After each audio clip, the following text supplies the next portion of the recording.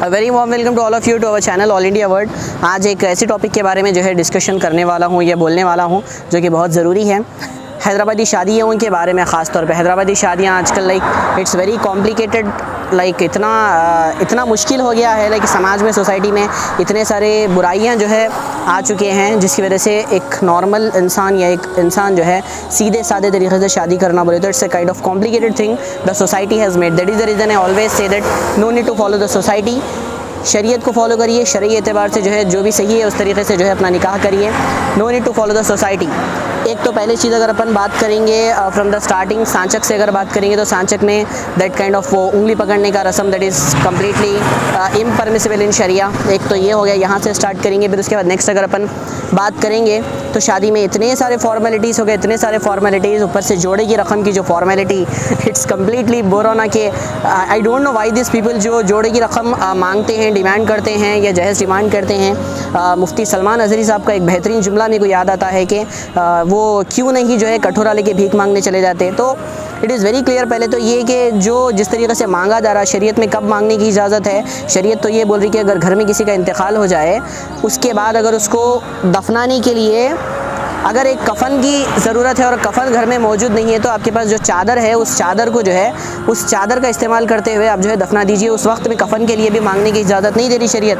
तो किस तरीके से मुँह खोल के जो है जोड़े की रकम लाखों में मांगी जा रही, ये क्या हो रहा सोसाइटी में। और इसको जो है कम्प्लीटली अब उसके अलावा और जब देखा जाएगा दूसरी चीज़ें जैसे कि रिंग्स वगैरह, सोने की अंगूठी, चांदी की अंगूठी, इतने कॉस्टली अंगूठियाँ, कितनी अंगूठी पहन सकते हैं शरई एतबार से, कितनी जायज़ है कितनी नाजायज़ है। बस सोना डालो, इतना सोना डालो, 2 तोले सोना, 3 तोले सोना। दिस काइंड ऑफ सिचुएशन इतनी कॉम्प्लिकेटेड हो जा रही situation nowadays, you know, like completely इतने सारे बिगाड़ पैदा हो गए सोसाइटी में जिसमें हमको रिफॉर्म्स लाने की ज़रूरत है। Definitely we need to bring reforms in this society. उसके बाद जब शादी की बारी आती है तो जब खाने का, एक तो दुल्हन वालों के ऊपर इतना सारा प्रेशर रहता। कुछ लोग तो इतने जाहिलियत वाले और कितने लाइक कॉमन सेंस ये बात रहती ही नहीं। वो क्या बोलते हम जहेज़ कुछ भी डिमांड नहीं कर रहे, बस जो है हमारे लोगों को अच्छा खाना खिला दो। ये क्या है, I don't understand this thing कि एक टाइप का ये डिमांड ही हो गया कि आप जो है कुछ भी नहीं ले रहे बट आप बोल रहे कि कुछ अच्छा खाना खिला दो। ये बिल्कुल भी गलत बात है, ऐसा नहीं बोलना चाहिए।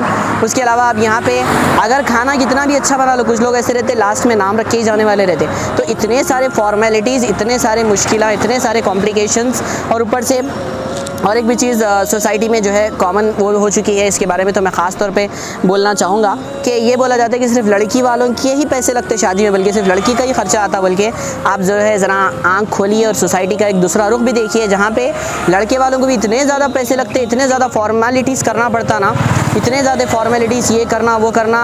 जो ऐसे दूल्हे जो कि शरई एतबार से शादी करना चाहते, जहेज़ डिमांड नहीं कर रहे, ना कोई ज़बरदस्ती की फॉर्मेलिटीज़ कर रहे, उनके वास्ते भी ज़्यादा पैसे लगते। ये भी चीज़ है। लड़के वालों को भी बहुत सारे पैसे लगते। एक तो हो गया ज़बरदस्ती के खाना खिलाना, एक तो प्रेशर रहता लड़के वालों पे, लड़के वाले हैं खाना खिलाना, इस बोल के अच्छा खाना खिलाना, ऐसा करना वैसा करना, लॉट ऑफ प्रेशर।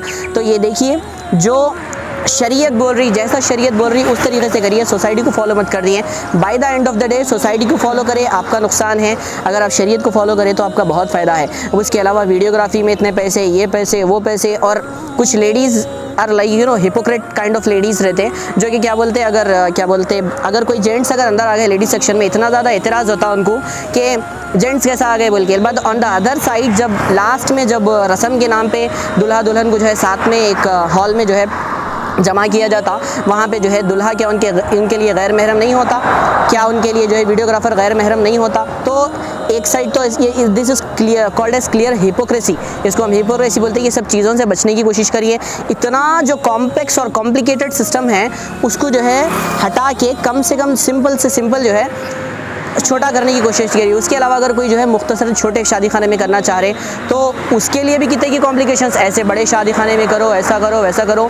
एक जने कोई बड़े शादी खाने में कर दिए तो उनकी मिसाल दी जाती है, अरे इतने बड़े शादी खाने में करे, उन्होंने फुला ऐसा करे फुला वैसा करे। वी हैव टू ख़त्म ये चीज़ों को हमको ख़त्म करना है सिर्फ शरई एतबार से। जिस तरह बार बार मैं ये बोल रहा हूँ कि शरीयत जिस तरीके से बोल रही उस तरीक़े से हमारे को करना चाहिए। सब बेकार की चीज़ें जहाँ पे इतने सारे फॉर्मेलिटीज़ है, निकाह को आसान बनाने की जो है कोशिश करना चाहिए, बजाय इन सब के इतने सारे फॉर्मेलिटीज़।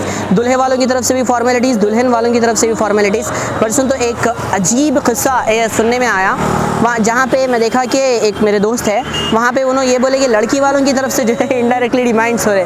तो ऐसा समझ रही है कि आजकल अगर कोई जहेज़ नहीं ले रहे, आजकल कोई अगर जहेज़ के ख़िलाफ़ है, फिर जो क्या बोलते हैं बैकग्राउंड कैसा है कि लड़के का, this kind of things they are thinking if somebody is not demanding dowry.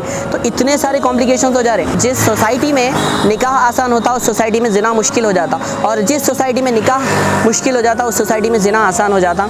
तो मैं तमाम व्यूअर्स से गुजारिश करूँगा कि जितने भी अच्छे अच्छे रिफॉर्म्स है सोसाइटी में लेके आइए, और जो है निकाह में जो सब इतने सारे फॉर्मेलिटीज़ और इतने सारे परेशानियाँ, इतने सारे जो कॉम्प्लिकेशंस है, सबको ख़त्म करके सिंपल निकाह जो कि शरई एतबार से जो सही है उस तरीक़े के निकाह पे तवज्जो दीजिए।